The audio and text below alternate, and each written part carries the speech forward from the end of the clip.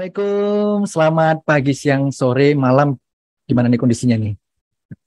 Sobat-sobat, saya sebutnya sobat apa ya? Sobat aksi ya? Sobat aksi, Sobat setuju aksi. ya? Setuju ya? Oke. Oke, setuju lah. Oke, ini kita nih bertiga nih kumpul-kumpul. Ngapain nih coba? Nggak tahu nih mau ngapain ini sebenarnya. Baik, mungkin sobat aksi, mungkin perlu perkenalan dulu ya. Kayaknya ini nih kita bertiga ini ngumpul nih pengen buat podcast. Podcastnya itu disebut Bisa Aksi. Setuju nggak sih? Bisa aksi, Bisa. setuju. Oke. Nah, kita apa bisa. sih Bisa Aksi itu? Bincang santai. Anti Anti korupsi. Nah, pas ya sudah. Setara, saya udah Sefrekuensi. sefrekuensi ya. sip, Sepakat. sip. Mungkin Ya. sebelum kita mulai kita perkenalan dulu kayaknya ya. Dari saya dulu kayaknya ya. Silahkan Master. Siap. Perkenalkan, nama saya Andi Suhendra dari Bea Cukai Tanjung Perak. Kemudian monggo Mbak siapa ya? Monggo kenalkan diri. Baik, terima kasih Master Andi. Nama saya Master Ainil dari Kanwil Direktorat Jenderal Bea dan Cukai Jawa Timur 1. Wah, dari Kanwil. Silakan Ini yang tuan berikutnya. rumah. Ya, Ya. ini yang punya rumah ini. Mohon maaf ini tuan rumah yang tidak bisa menjamu tamunya ini Master. Ya, perkenalkan Master, nama saya Wibiastika. Kebetulan saya saat ini ditugaskan di Bea Cukai Juanda. Sekarang ada di unit di bandara. Nah, mungkin itu aja. Nah, mengingat juga durasi. Dan juga kayaknya memang harus kita munculkan ini narasumber aslinya sebenarnya ini. Iya. Kalau di meja saya ini sudah cukup panjang nih sebenarnya biodata dan sepak terjang beliau di dunia anti korupsi. Tapi kayaknya lebih enak beliau langsung menyampaikan dengan langsung kepada para sobat aksi. Sobat aksi Iya. kita. Monggo, silakan Master Muflih Fotoniawan. Mantap, terima kasih teman-teman sobat aksi Bea Cukai Jawa Timur gitu ya. Jawa Timur atau Bea satu. Jawa Timur 1. Oh, Jawa Timur 1. Sorry, Iya, nanti. Bebas Baik. aja Master. Namanya bincang santai, berarti kita santai aja. Santai Jadi aja, santai Mas. aja. Iya. Oke, ya, oke, baik. Oke, rekan-rekan semuanya, sobat aksi di Bea Cukai Jawa Timur 1 dan mungkin ada yang mungkin rekan-rekan lain ya dari Kementerian Keuangan atau Nah, mudah-mudahan banyak nih yang iya, mudah-mudahan ya. Hmm. Ya, jadi hits kemudian viral. Amin. Nah, Amin. Amin. Udah, oke. Perkenalkan, nama saya Mufli Fatoniawan. Rekan-rekan bisa panggil saya Tony. Saya sekarang PNS aktif di Kementerian Keuangan. Kenapa saya bilang aktif ya? Karena banyak dari pertanyaan teman-teman masih di Kementerian Keuangan nggak? Sebenarnya kerjaan apa sih gitu ya? Sebenarnya kerjaannya apa ya? Kok banyak sama KPK ya? Banyak, udah kayak gitu, banyak pertanyaan. Jadi memang saya teman-teman semuanya saya sambil klarifikasi bahwa saya Klarifikasi juga ya. PNS aktif di Kementerian Keuangan di Dijen Pajak ya, di Direktorat Teknologi Informasi dan Komunikasi Kantor Pusat Dijen Pajak di Jakarta Selatan gitu. Selain penyuluhan anti korupsi, saya juga baru-baru ini tersertifikasi sebagai ahli pembangun integritas gitu. Jadi kalau dari biasa itu kita. Jadi selain sebagai penyuluh juga sebagai Ahli. ahli Pembangun. Berarti itu sudah Iya. ke sistemnya Mas Tre. Iya, jadi sebenarnya kayak kalau teman ini sebenarnya kayak teman-teman kayak di KI, kepatuhan internal itu sebenarnya bisa karena mereka kan ada tugas fungsinya kan untuk mengendalikan, mengawasi proses bisnis dan mencegah fraud terjadi di kantor. Nah, sebenarnya saya juga seperti itu karena saya KI, kebetulan KI di kantor sini. Kemudian akhirnya apa yang saya lakukan, tugas-tugas saya di KI itu saya sertifikasikan. Jadi jadilah tersertifikasi ahli pembangun integritas gitu. Lebih Luar matching ya biasa dengan ya. pekerjaannya. Luar biasa. Nah, coba izin Betul, Master. Saya punya Ya. pertanyaan sedikit nih, pengen tahu tentang Master Tony ya panggilannya ya, akrabnya ya. Iya. Ya biar agak akrab ya. Agak sih. Kalau mau Mas Beneran. boleh ya Mas. Ya, kalau boleh tahu nih penyuluhnya itu lebih ada spesifik ke apa gitu atau memang semua aja gitu kan? Kadang-kadang kan kita ada di faksi ada yang lewat Betul, betul. dongeng gitu ya, ada yang lebih dengan Betul. anak-anak Betul. atau ke sekolah gitu kan beda-beda kadang-kadang ya spesifikasinya. Nah, kalau Master Tony Betul. bagaimana? Jadi kalau saya lihat memang penyuluhan anti korupsi itu kan banyak yang berbagai jalur ya dan berbagai latar belakang. Ada yang memang dari KI, kemudian ada yang dari teman-teman Widya Suara, dosen, kemudian guru dan karyawan atau staf lainnya. Nah, saya tuh termasuk yang staf lainnya gitu. Jadi saya sebenarnya kalau dari penyuluhan anti korupsi, saya tidak punya kelompok sasaran spesifik. Kalau guru, kalau penyuluhan anti korupsi yang guru, mereka kalau ngajarin nilai-nilai integritas dan kejujuran di kelas itu sudah termasuk penyuluhan. Terus dosen gitu juga ada dosen anti korupsi kan. Sekarang ada dosen Terus anti korupsi ya Master. Ya. bener, ada kalau Widya Suara ada Diklat PIM, Diklat PKA, PKN, PKA, PKP itu ada muatan mata latihnya ya yang berhubungan dengan integritas. Nah saya karena nggak ada, akhirnya saya berusaha untuk mencari biar ada. Jadi yang menarik ini saya boleh cerita agak panjang kali ya. Boleh Master. Boleh. Sampai malam juga ini. Iya, gitu. Kita sudah siapkan ini buat bahan begadang ini. Iya. Lanjut. Nah jadi karena saya ini bukan backgroundnya yang punya kelompok sasaran yang secara tetap, akhirnya saya mikir saya itu tersertifikasi sebagai penyuluh anti korupsi ini bukan langkah akhir dong gitu ya. Kan justru kalau ini berarti pintu awal saya itu dinyatakan kompeten oleh negara, berarti saya harus membuktikan nih kompetensi saya karena 3 tahun setelah itu sertifikat ini akan hangus. Jadi kalau tidak ada masanya ya. Iya. Benar. Coba dilihat sertifikatnya. Udah dilihat belum? Ya, saya Udah baru nyampe. Sertifikat saya tinggal setahun nih Master. Lah ya itu. Belum dipakai. Nah ini sekarang. Iya. bisa ditembus nih berarti. Untung dibikinin podcast ya. Ini kalau nggak dibikinin nggak tahu nih buat apa. Sertifikatnya. Nah, jadi sertifikat kompetensi itu ada masa berlakunya 3 tahun. Jadi ketika awal tersertifikasi saya bingung. Ini saya harus bagaimana? Saya harus nunggu tugas dari kantor kah atau dari KPK kah atau dari siapa yang biar saya itu menyuluhnya tepat dan sesuai dengan standar. Saya akhirnya koordinasi dengan saya tanya-tanya dengan penyuluh anti korupsi yang lain termasuk ke LSP KPK, lembaga sertifikasi. Gimana sih sebenarnya kalau jadi penyuluh gitu ya. Akhirnya ternyata bebas-bebas aja dimanapun itu kesempatannya boleh gitu. Akhirnya ketika saya kesempatan pulang kampung Februari 2020 sebelum pandemi persis, saya pulang kampung. Saya 2 minggu waktu itu pulang kampungnya lumayan ya, cuti 10 hari langsung. Wah, 10 hari. Dari ke Probolinggo ya, ke Probolinggo Jawa Timur. Jadi daripada saya nganggur di situ karena pulang kampung tuh kan kalau udah kebiasa, maksudnya di kantor kita kan aktivitas kan lumayan ya dari jam 7:30 sampai jam 5. Itu kalau pulang kampung nggak ngapa-ngapain bisa kayak capek sendiri.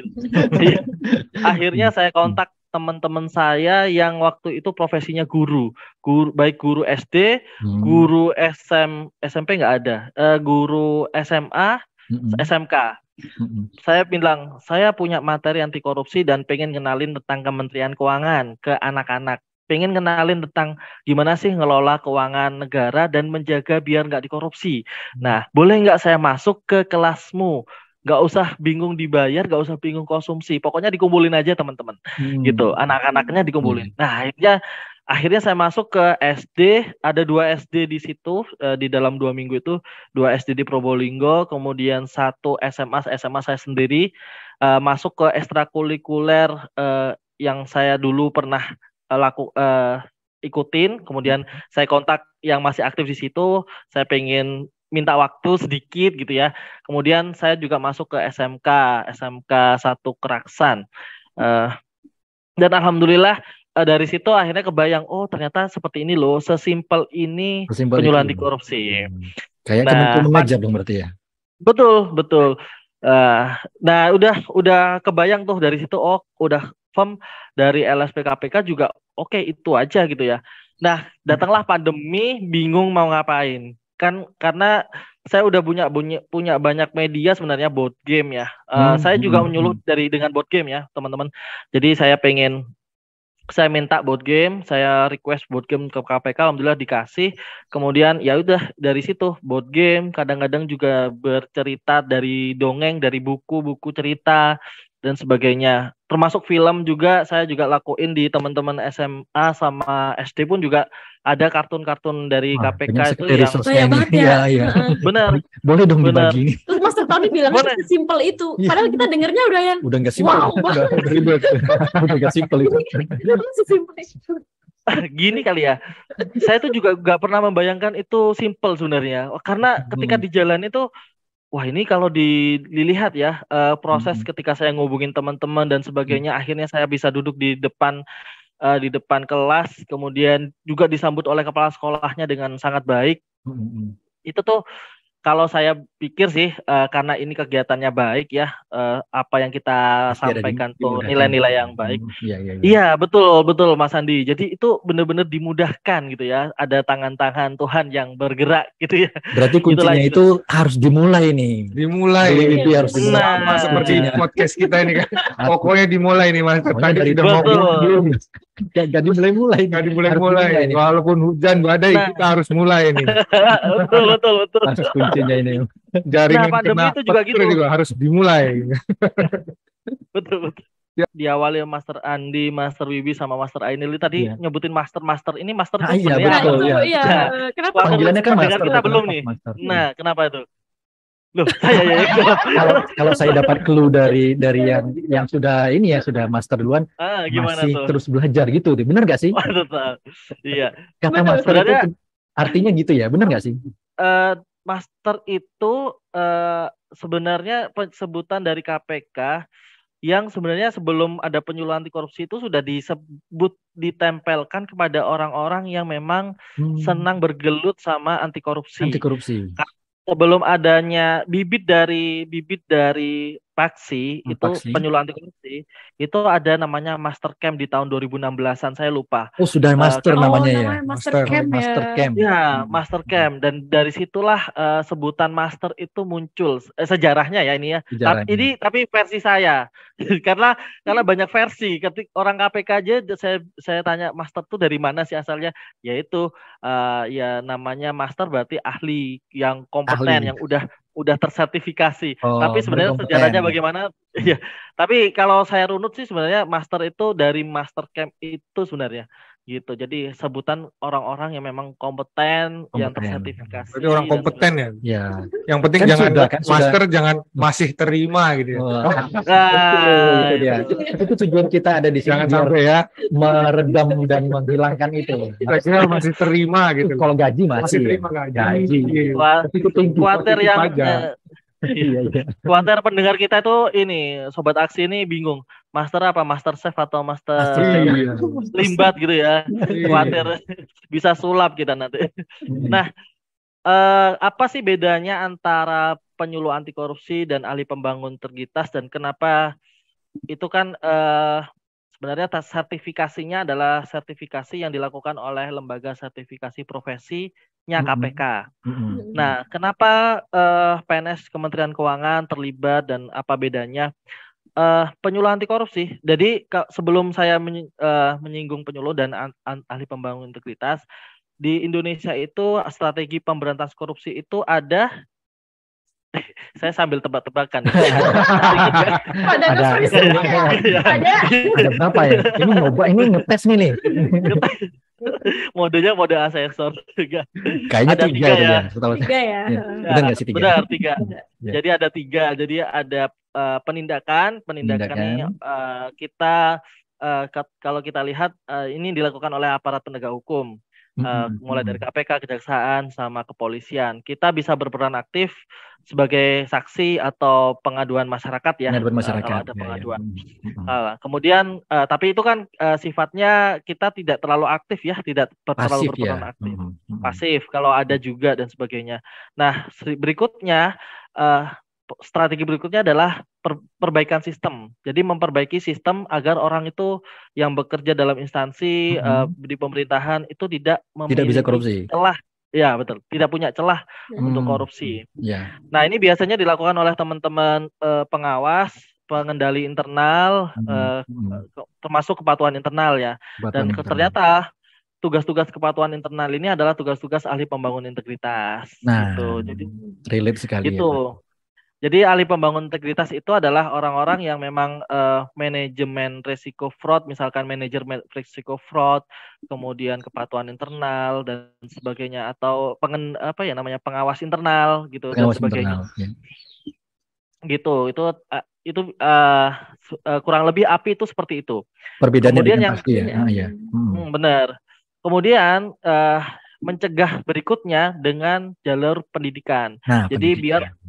biar orang tuh sadar kalau korupsi itu jahat, korupsi itu dampaknya luar biasa, menyengsarakan, sehingga nggak mau korupsi. Nggak mau ya berarti. Betul. Jadi biar nggak mau korupsi, biar akhirnya kita bisa mengedukasi, menyebarkan semangat perlawanan terhadap korupsi. Karena orang itu banyak nggak sadar. Jadi kalau dulu kejahatan tuh tidak cuma karena niat, tapi dia nggak tahu kalau dia sedang berbuat jahat gitu ya. Terima. Nggak sadar sedang berbuat jahat. Ada ya orang begitu ya, Master ya? Oh, banyak. Banyak ternyata. Iya. Yang berbuat jahat tapi nggak tahu gitu ya. Sadar. Iya. Ya, mungkin biar ngurus-ngurus cepet, atau sudah biasanya nih kalau ngurus sesuatu ini itu. ada uangnya, ada amplopnya. Nah, karena itu kan udah biasa dia. mungkin Master ya tiap hari dilakukan, dia nggak nganggap itu salah gitu Master ya. Betul. Gitu ya? Nah, itu yang perlu diedukasi. Nah, peran edukasi ini ternyata kita bisa ambil aktif. Siapapun itu berhak, atau ya kalau namanya pemberantasan korupsi berarti kita juga perlu wajib ya untuk menyebarkan atau mengedukasi ke semua hal. Jadi siapapun bisa berperan aktif. Nah, peran aktif ini bisa diambil oleh penyuluh anti korupsi. Penyuluh anti korupsi. Betul. Jadi penyuluh anti korupsi ini kalau ahli pembangun integritas itu spesifik ya, orang-orang yang memang tugas fungsinya untuk manajemen ya, manajerial ya. Betul. Tapi kalau penyuluh anti korupsi semua orang bisa ikutan. Masyarakat, PNS. Iya, betul. Kalau konkretnya seperti apa tuh Master? Kalau ahli pembangun integritas itu, kalau penyuluh kan kita udah tahu, kita ibaratnya menyampaikan ibaratnya tentang nilai-nilai anti korupsi segala macam kan gitu ya, tentang gratifikasi, benturan kepentingan. Nah, kalau pembangun integritas itu berarti sudah posisinya di mana? Iya, posisinya di mana itu? Iya. Jadi para ahli pembangun integritas itu biasanya kalau di instansinya masing-masing atau kantornya masing-masing adalah orang-orang yang bisa membuat atau mengkonsep, merumuskan kebijakan-kebijakan terkait pengendalian fraud gitu ya. Misalkan kalau misalkan teman-teman pernah tahu ada manajemen resiko kan pasti ada ya di setiap kantor ada ya. Nah, beberapa kantor juga memunculkan resiko fraud selain resiko kerja, resiko kinerja, output kerja, tapi juga ada resiko-resiko terhadap fraud itu.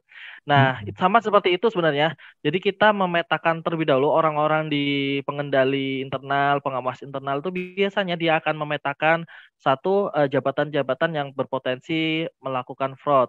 Kedua, proses bisnis apa yang sebenarnya masih ada celah gitu. Ada celah. Nah, dari potensi-potensi itu dipetakan kan, ada yang moderate, ada yang high risk gitu misalkan gitu kan.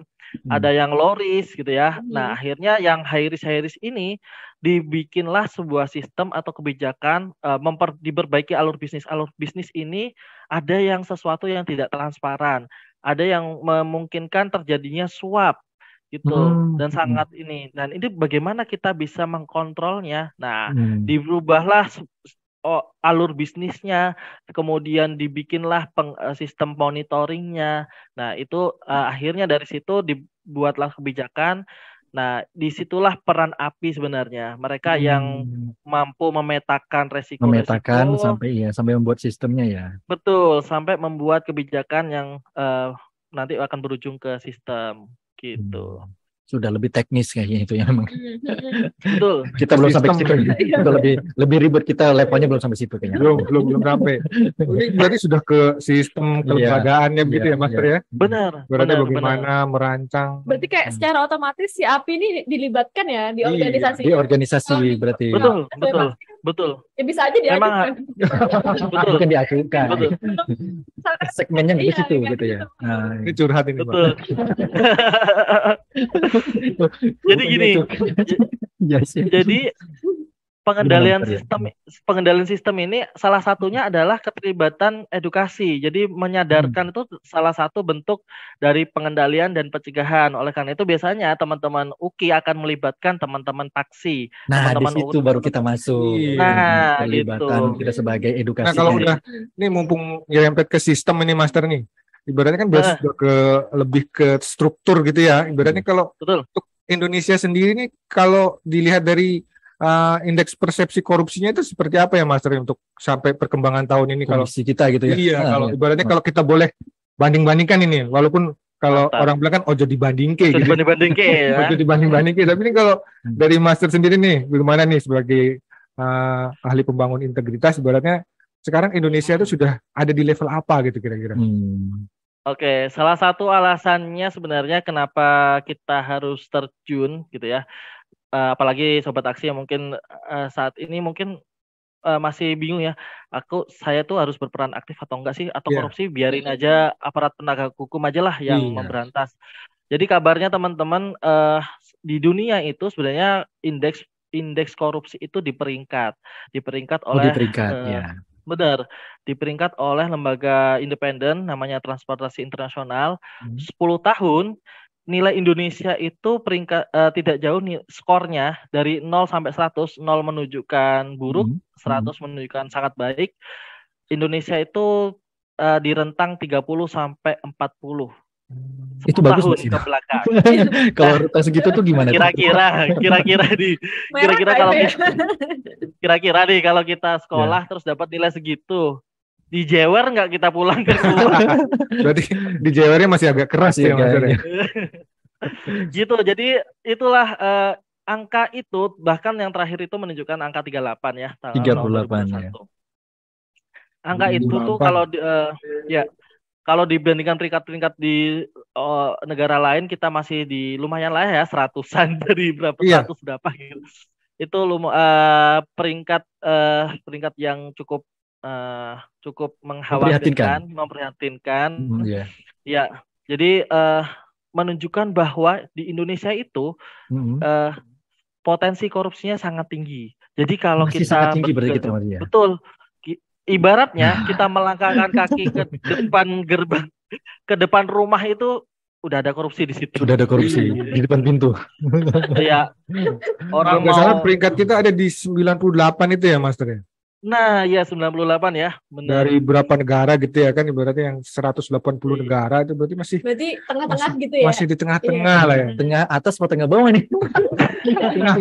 Tengah banget ya, tengah banget ya. Masih abu-abu lah berarti ya Master ya. Dia kalau kita ibaratkan di atas putih, bawah hitam. Kalau sekolah itu di tengah-tengah malah nggak lulus juga ya Mas. Nggak lulus dong berarti. Iya, angkanya kalau nggak salah 70-80 lah aman gitu. Iya. Iya, kalau tengah-tengah itu kayak masih PR lah ya untuk memperbaiki gitu loh. Banyak PR-nya kan. Jadi kalau istilahnya tuh dari kita lahir ngurus sesuatu itu bisa cepet pakai duit. Ngurus surat kematian sampai mati pun gitu ya. Itu kalau biar cepet ya ada duitnya. Gitulah. Mungkin dulu ya kayak gitu. Itulah yang membuat ya kayaknya kita perlu bareng-bareng deh kalau kayak gitu tuh kalau dilihat dari negara-negara lain ya kayak Denmark, Selandia Baru dan sebagainya. Itu kayak semua orang tuh aware kok terhadap korupsi ini dan harus diperangi. Iya. Semua orang sadar bahwa saya tuh nggak mau ngasih sesuatu kepada pelayanan publik yang harusnya gratis gitu. Di masyarakat kita kan saya aja sebagai pelayan publik nggak minta dikasih gitu. Iya. Sudah. Beneran ini ya. Iya. Nah kalau di luar konteks sedikit nanya Master ibaratnya kalau Master Tony sendiri ibaratnya orang yang percaya survei apa enggak? Sebenarnya kalau percaya survei atau enggak, survei itu kan ada biasnya ya, apalagi kalau Mbak tingkat biasnya ya. Udah Mbak Ainil ngomong orang statistika kayak gini nih, pasti ada lah metodologinya gitu. Biasa tuh udah metodologinya. Enggak izin. Kenapa saya tanya? Sebenarnya saya selalu ingin tanya ini ke ke teman-teman vaksin ini sebenarnya kayak Mbak Ainil atau Mas Andi kan berarti kita selalu disurvei gitu ya Master ya. Nah, Ya. sedangkan jujur nih, saya pribadi nih saya nggak tahu nih yang lain gimana ya. Mudah-mudahan enggak. Kalau disurvei biasanya kan kita biasanya rata kanan gitu ya. Nah, Kantor kita sering nggak enakan gitu loh Master ya. Budayanya kita masih nih. Kita nilai teman gitu. Mohon maaf kan kita kan nilai teman aja kadang-kadang kita nilai perilaku apalah ya. Tiap ada selesai apa kita nilai kan kita sungkan gitu Master ya. Kayaknya budaya itu masih ada di kita ya. Jadi kita tembak rata kanan semua. Kadang-kadang kadang-kadang kita sungkan, kadang-kadang juga ada yang memang malas baca. Ya udah apa sih nggak penting gitu loh. Jadi ibaratnya itu yang kadang-kadang memberikan hasil yang nggak pas menurut saya. Kalau apa kita pakai survei gitu kalau saya pribadi. Nah, kalau saya kritisi kemarin di esai yang untuk RKC. Karena budaya kita itu masih yang pokoknya apik sih. Pokoknya yang terbaik kalau bisa gitu ya. Terus, tapi kayak akhirnya kita bersenang di atas dusta. Bisa ada lagunya tuh. Kita berbahagia di atas data yang dusta. Jadi kita benar-benar real datanya ya. Akhirnya nggak bisa memberikan perbaikan-perbaikan. Iya, kayak ibaratnya dokter mau ngasih resep, nih diagnosanya salah Mas kan ya. Iya. Enggak, Mas. Oh enggak. Saya selalu sesuai ya. Wah, luar biasa. Kan kalau ada kritik itu boleh banget ya saya tulis. Berarti harus dicatat nih. Pantes kalau ada nilai jelek berarti. Kalau ada yang ini, yang di samping saya lagi ngisi, saya deketin. Dan di wocok saya itu. Luar biasa, kita kasih tepuk tangan ini. Bu Ainil memang agak ganas ya di situ ya. Agak ganas ya. Luar biasa. Prioritas kan. Jadi gini Mas berbicara di atas. Gimana Mas? Jadi gini Mas Wibi. Sebenarnya saya juga sepakat sih sama Mas Wibi karena data dan survei responden itu biasanya kadang-kadang juga ngaco-ngaco juga ya gitu ya. Tapi yang kita rasakan itu sejalan dengan hasil surveinya gitu. Hasil surveinya bilang gini gitu. Saya bilang survei itu karena memang ada metodenya, ilmiahnya seperti itu. Tapi gitu ya. Luar biasa. Oke, Master Tony, kan dari 2019 ya. Kira-kira ini masih akan terus jadi melanjutkan paksi atau mungkin saya capek pengen istirahat atau gimana tuh kalau Master Tony merasakannya seperti itu? Rencana ke depannya modelnya siapa? Kalau PNS kemungkinan bisa resign, tapi kalau paksi kayaknya enggak deh. Luar biasa. Pokoknya harga mati lah punya jadi paksi itu ya. Jadinya resign beneran. Ini Subaru nih. Itu ibarat Mbak ini. Iya. Yang penting paksinya nggak resign ya. Ya karena setiap saya menyuluh gitu ya. Yang ya kan ya kalau dipikir ya ada capeknya gitu Mas, ada capeknya. Ada capeknya juga ya, manusiawi ya. Manusiawi karena kan ya betul. Kerjaan. Oh ini kayaknya sebelum menjawab yang pertanyaan tadi ya terkait PNS saya itu kan paksi itu sambilan ya. Jadi pekerjaan utama saya bukan pekerjaan utama ya. Saya kira tadi udah jadi utama ya. Jangan terlalu di highlight nanti dikira kurang kerjanya di kantor. Khawatir ditambah lagi kerjaan. Iya. Jadi sebenarnya oke. Jadi ya tadi kayaknya menghindari ngomong yang sengaja jadi. Jadi sebenarnya kerjaan kantor itu adalah staf PPK, jadi staf pejabat penguat komitmen. Itu aja udah lumayan kan kerjaan kantor. Iya. Terus itu tantangan anti korupsinya tinggi sekali tuh Mas. PPK itu Mas, tanda tangan apa enggak ini gitu ya Mas ya? Betul. Saya sudah berulang kali menolak makan siang yang tiba-tiba sudah hadir di belakang saya. OB udah bawain tuh. Pas belum makan siang. Sudah kenyang Pak gitu. Saya tidak datang. Udah banyak lah pokoknya. Sampai rompi saya tuh saya taruh di meja kantor. Dulu Dan saya taruh di kursi. jadi tameng ya. Iya. Berguna ini Mas. Wah, Ngusir ini. itu bisa jadi tips buat teman-teman ya. Oh, bisa saya coba lah Jadi- nanti. Iya, Saya gantung di meja juga. latihan biar tuh nolak ini pakai rompi ya. Minimal gak diajak lah, minimal gak diajak ya, kayak gitu-gitu. Siap. Karena kita kan nggak tahu resiko di mana dan kita pas lagi down-nya, pas Iya, lagi betul, pengen iya. terpengaruhnya di mana. Kembali lagi ke tadi apa ya? Oke, sambilan. Jadi Iya. sebenarnya saya tuh suka sebenarnya ngajar, kemudian berbagi sama orang dan sebagainya. Untungnya kontennya adalah konten anti korupsi. Jadi saya menyempatkan waktu misalkan malam-malam bikin materi gitu ya.